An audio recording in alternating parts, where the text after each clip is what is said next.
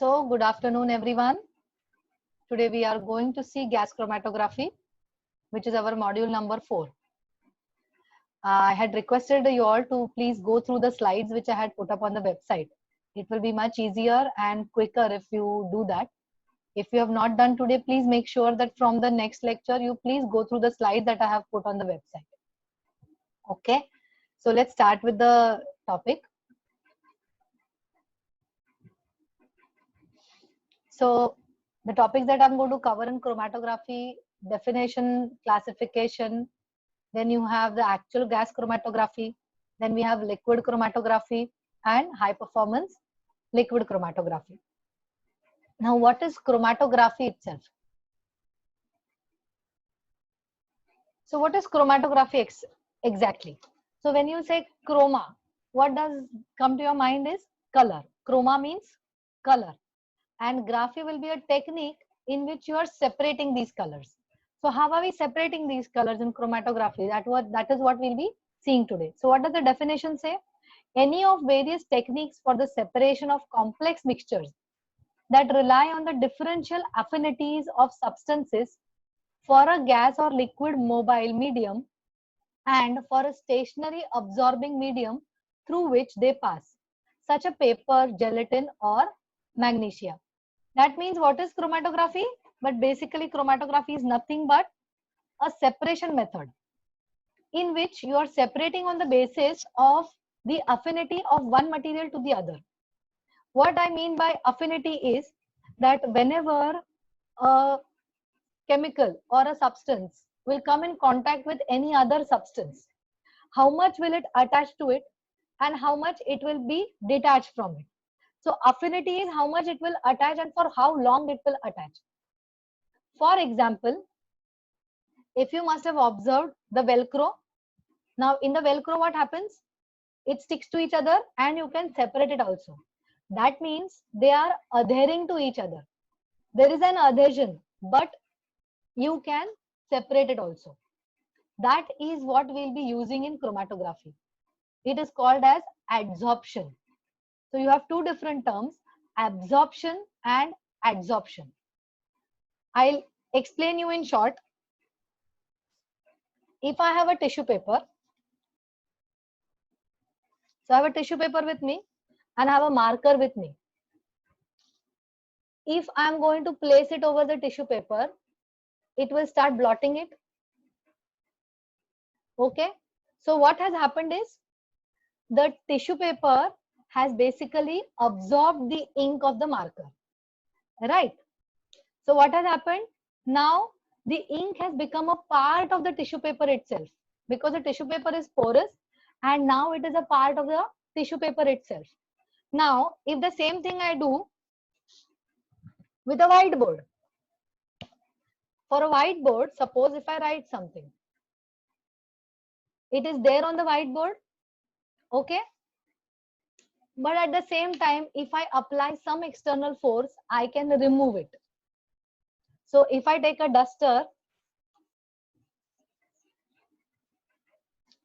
I am able to remove it. That means it was first adhering to this. Now it is not adhering to the whiteboard marker. So in this situation, this is absorption, and what we saw on the whiteboard is adsorption. That means it is there, but it will be there as long as you don't apply an external force to disconnect it. Chromatography involves what? There will be one mobile phase and there will be one stationary phase. That means your sample, which is usually there in the mobile phase, is carried over a stationary phase and it will adhere to it. Whatever adheres will stay there longer, which does not adhere will move ahead. So what is it? Chromatography is a separation technique. So how are we separating? On the basis of affinity of one material to the other or of one component to the other. Let's see the classification. So chromatography is broadly classified into gas chromatography and liquid chromatography. In gas chromatography, you have classification as gas liquid and gas solid. Now, what is gas liquid?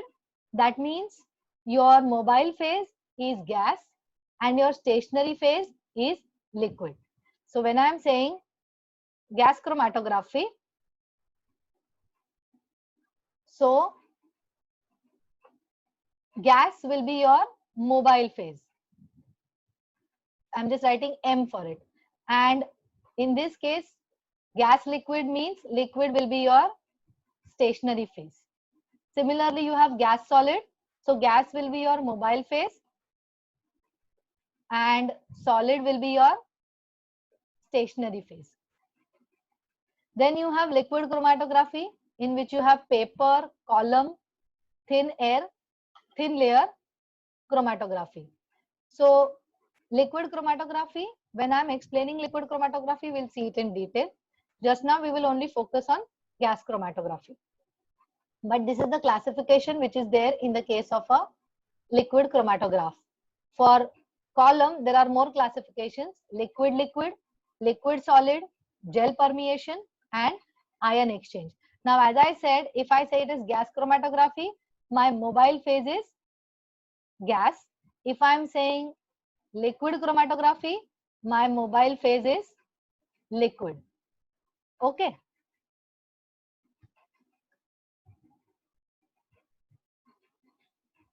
Now, some terms which are there in gas chromatography.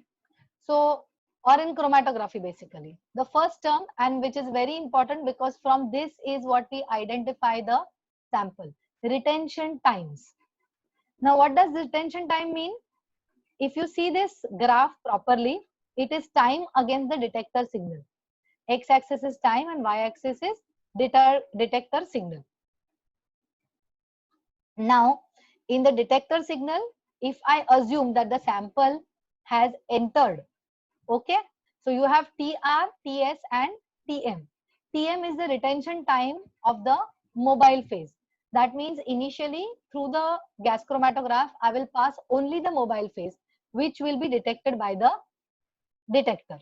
Then you have the retention time of the analyte solute, which is TR. And TS is the time spent in the stationary phase. Here it is written as TR dash. Okay, and L is the length of the column.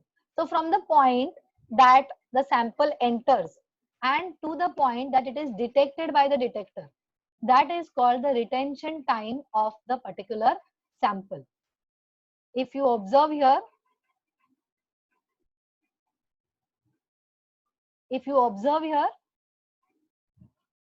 at this point the sample is entering and at this point the sample is being detected by the detector. So that time will be the retention time of that sample. And from this retention time, we understand which sample it is exactly there in the whole solution. So you have retention time, the time between the sample injection and an analyte peak reaching a detector at the end of the column is termed the retention time. Dead time, the time taken for the mobile phase to pass through the column is called a dead time. So other terms which you have are retention factor for the particular analyte. Applications, you can use gas chromatography qualitatively as well as quantitatively, or any chromatography, be it liquid or be it gas. It can be used for qualitative as well as quantitative analysis. Now, how do we understand qualitative analysis from a chromatograph? There are two terms. One is the retention time and the other is the retention volume, from which we will understand exactly what is the which is the sample that is present. And quantitative analysis will be given by the area under the curve. So what I'm trying to explain through this is that whatever the chromatograph is,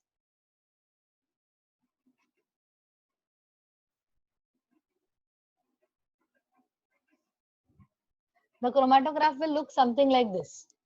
So if I'm measuring, I have the sample entering, then it is detected by the detector, and then there is a flat line. So this distance which you see is nothing but your retention time. Okay. Now this peak that you see is going to give you the retention volume, and the area under the curve, that means this particular area under the curve. This area under the curve is going to tell you how much quantity of that particular component is present in that sample. The sample is going to be a mixture. What we are going to do in gas chromatograph is separate out these components and measure them individually. So you won't have one peak. You will have different peaks depending on the amount of the component that is present. We'll see that further. But this is how you can do qualitative and quantitative analysis using chromatography. Following conditions are necessary. The flow rate must be constant so that the ABISCA may be converted to volume of carrier gas, and the output of the detector system must be linear with concentration. These two things need to be followed, then only we can make sure that we can have qualitative as well as quantitative analysis using chromatography. Advantages: it can separate very complex mixtures used for drugs, plastics, flavorings, foods, pesticides, tissues, you name it, and you have the application for gas chromatography. You require a very small sample size. Separated components can be controlled, can be collected individually at the end. Analysis can be highly accurate and precise. So I was